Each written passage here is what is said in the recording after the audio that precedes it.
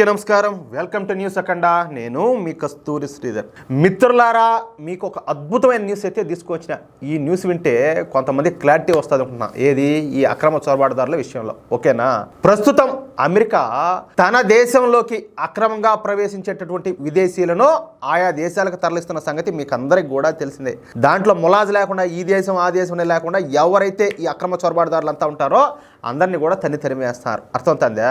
ఇదేదో ఒకరిని ఇద్దరిని కాకుండా పెద్ద సంఖ్యలో ఈ అమెరికా అక్రమ వలసదారులను అయితే తరలిస్తుంది. ఈ క్రమంలోనే భారత్కు చెందినటువంటి 18,000 మంది ఈ అక్రమ వలసదారులను భారతదేశానికి తిరిగి పంపించడానికి ఏర్పాట్లు చేస్తుంది అమెరికా. ఇందులో భాగంగా మొదట విడతగా 104 మంది భారతీయులను ఈ అమెరికాకు సంబంధించినటువంటి యుద్ధ విమానాల్లో తరలించింది. ఇక కోతికి కొబ్బరి చెప్ప దొరికినట్టు ఈ విపక్షాలకు ఈ విషయం అయితే దొరికింది. ఇక ఇదేదో మన దేశానికి పట్టినటువంటి అతి పెద్ద సమస్యల ఈ విపక్షాలన్నీ కలిపి చిత్రీకరించే ప్రయత్నం చేస్తున్నాయి. ఈ విషయం పైన పార్లమెంట్లో విపక్షాలు గొడవ చేయడం అయితే స్టార్ట్ చేశాయి. ప్రధాని మోడీ చేతగానితనం మూలంగానే డొనాల్డ్ ట్రంప్ ఈ విధంగా భారతీయులను వెనక పంపిస్తున్నాడని ఈ విపక్షాలన్నీ కలిపి విమర్శించడం మొదలుపెట్టినాయి. చెప్తా, అర్థమయ్యేటట్టు చెప్తా. కొట్టి ఒక్కొక్కడికి పనులు మొత్తం అన్ని నేల రాలా.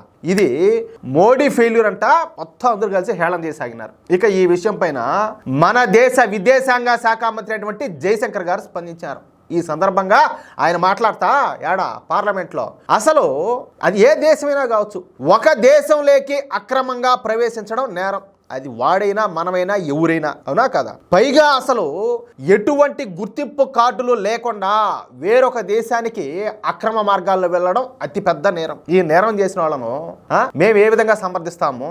మనమే కాదు, ఏ దేశమైనా తమ దేశ పౌరులు వేరే దేశంలో అక్రమంగా నివసిస్తున్నప్పుడు వాళ్ళను వెనక్కి తీసుకోవడం వాళ్ళ బాధ్యత, అవునా కదా?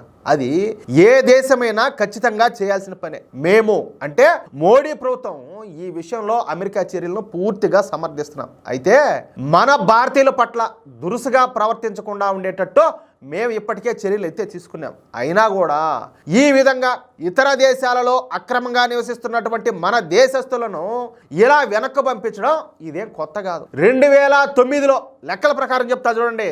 2009లో 734 మందిని పంపించినారు. అలాగే 2010లో 799 మందిని పంపించారు. 2011లో 597 మందిని పంపించారు. 2012లో 530 మందిని పంపించారు. 2013లో 515 మందిని పంపించారు. 2014లో 591 మందిని పంపించారు. ఈ విధంగా ఎప్పటి వరకు నిన్న మొన్నటి దాకా కూడా ఎవరైతే అక్రమ మార్గాల్లో పోయే విదేశాల్లో ఉంటారో వాళ్ళందరినీ కూడా పంపిస్తూనే ఉన్నారు. ఇప్పుడు ఈ అమెరికా నుంచి 104 మందిని మన దేశానికి పంపించారు. ఇది ప్రతి సంవత్సరం కూడా జరుగుతూనే ఉన్నది. ఇప్పుడు గల్ఫ్ దేశాల్లో ఉన్న వాళ్ళు కూడా బాగా తెలుసు. ఈ అకామా అంటారన్నమాట. ఈ అకామా కట్టిపోవడం, ఏదో రకరకాల ఏదో ఇబ్బందులు పడిపోవడం, వాళ్ళు కూడా చాలా మంది ఇల్లీగల్గా పనిచేసుకుంటా ఏదో దానికొని అట్లా పని చేసుకునే వాళ్ళు కూడా ఉంటారు. వాళ్ళు కూడా కానూన్ అనేది పెడతారన్నమాట. ఏది ఆ చట్టం వీళ్ళు వెళ్ళిపోవడానికి. ఆ టైంలో ఏంటంటే వీళ్ళు ఫింగర్ వేయించుకుంటారు. అదే స్టాంప్ వేయించుకొని, అంటే ఇంక మళ్ళీ ఇంకోసారి ఎంటర్ కాకుండా స్టాంపింగ్ వేయించుకొని ఆడికి వచ్చేస్తారు. ఏది కొద్ది రోజులు జైల్లో ఉండి వచ్చేస్తారు. అది గల్ఫ్ దేశాల్లో కూడా చాలా వరకు జరుగుతూనే ఉంటుంది ప్రతి సంవత్సరం కూడా. అది గల్ఫ్లో ఉన్న వాళ్ళకి అందరికీ తెలుసు. కానీ ఇది ఏదో పెద్ద సమస్య అన్నట్టు.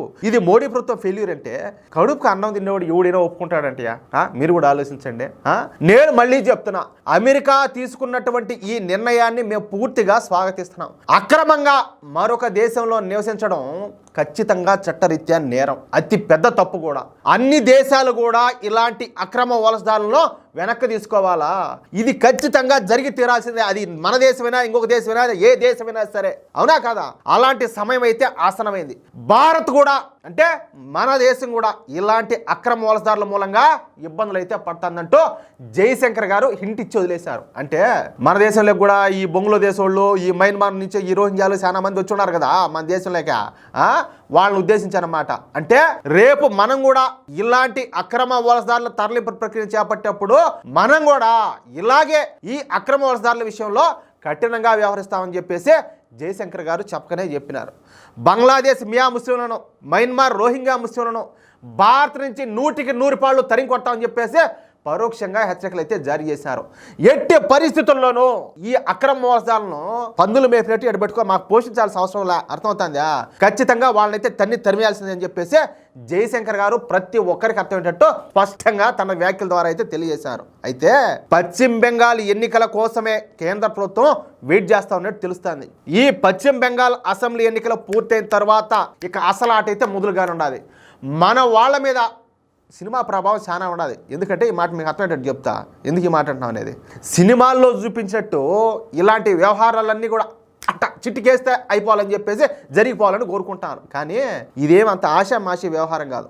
మన దేశానికి అసలు శత్రువులు మన దేశంలోనే ఉన్నారు. రేపు ఏదైనా జరిగితే బీజేపీకి సపోర్ట్ చేయడానికి ఏ ఒక్క పార్టీ కూడా ముందుకు రాదు. అందుకే కేంద్ర ప్రభుత్వం అన్ని విషయాల్లో కూడా ఆచితూచి జాగ్రత్తగా అడుగులేస్తుందని చెప్పేసి స్పష్టంగా చెప్పినాడు. మిగతా పార్టీలు సపోర్ట్ చేస్తాయా లేదనేది పక్కన పెడదాం. బాధ్యత కలిగినటువంటి భారతీయులుగా మనం భారతీయ జనతా పార్టీకి సపోర్ట్ చేయాలా లేదా, మోడీ ప్రభుత్వానికి సపోర్ట్ చేయాలా లేదా, లేకపోతే ఇదేమన్నా కాదు వాళ్ళ అక్కగారిని వాళ్ళ చెల్లెలు ఏమన్నా మనం ఏమైనా పెళ్లి చేసుకున్నామా, లేకపోతే ఇదేమన్నా వాళ్ళ అత్తగారి ఇలా ఎవరు పడితే వాళ్ళు వచ్చాడు ఉండేదానికి ఏమంటారా? ఎవడైతే దొడ్డిదారిని వచ్చుంటాడో మన దేశంలోకి ముడ్డి పూసల ఎరగదని తరిమి దబ్బాల మళ్ళా, అర్థమవుతుందా? అవునా కాదా?